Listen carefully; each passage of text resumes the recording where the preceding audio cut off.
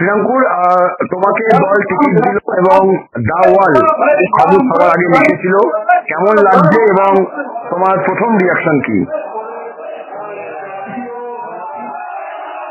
এর থেকে ধন্যবাদ জানাই অভিষেক বন্দ্যোপাধ্যায়কে।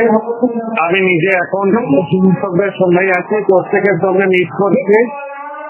আমি চেষ্টা করব অভিষেক বন্দ্যোপাধ্যায়ের যে ভরসা আমার ওপর এবং আমাদের সকল ছাত্র জীবনের প্রতি রেখেছেন তাদের ভরসা রাখা।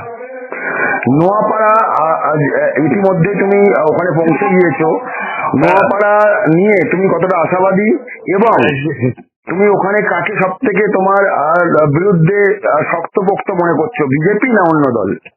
নোয়াপাড়ায় যে দাঁড়াতো সেই জিততো, কারণ এখানে সবাই মমতা বন্দ্যোপাধ্যায়ের সমর্থক এবং তারা অভিষেক বন্দ্যোপাধ্যায় তারুণ্যকে সমর্থন করে। আমি আমার 80% কাজ এগিয়ে আছে, বাকি 20% কাজ আমি নিষ্ঠা করে করব এবং এইখানে যেই দাঁড়াতো 1 নম্বর নিয়ে কোনো সন্দেহ থাকতো না। এবার দ্বিতীয় 2, 3, 4 লড়াই, এইটা বাদ বাকি সিপিএম, বিজেপি, কংগ্রেস বা যারা আছে তাদের মতো ভাগ করে দিই, ওইটা নিয়ে চিন্তিত নয়। আমার শেষ প্রশ্ন, কোন কোন বিষয়ে ফোকাস করছে শ্রীরাঙ্কুর ভট্টাচার্য? এটা আগামী দিনে বলবো। আমি আরেকটু ঘুরে নিই, তাদের চাহিদা অনুসারে আমি নিশ্চিতভাবে আমার লক্ষ্যমাত্রা কি সেগুলো আমি বলবো। আপাতত প্রধান লক্ষ্য সকলের সঙ্গে মিশে যাওয়া, 24/7 তাদের কাছে অ্যাভেলেবেল থাকা।